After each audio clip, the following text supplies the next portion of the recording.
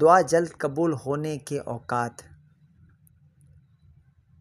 دعا خاص طور پر قبول ہوتی ہے ان اوقات میں: رات کے آخری حصے میں، حوالہ بخاری اور مسلم شریف; شب قدر میں، حوالہ ترمذی شریف; جمعے کی رات میں،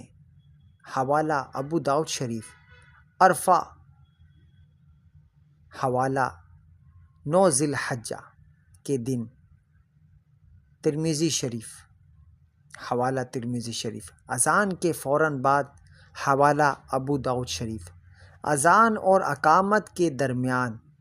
حوالہ ابو داؤد شریف; سجدے کی حالت میں، حوالہ مسلم شریف; ہر فرض نماز کے بعد، حوالہ ترمذی شریف; آب زمزم پیتے وقت، حوالہ مستدرک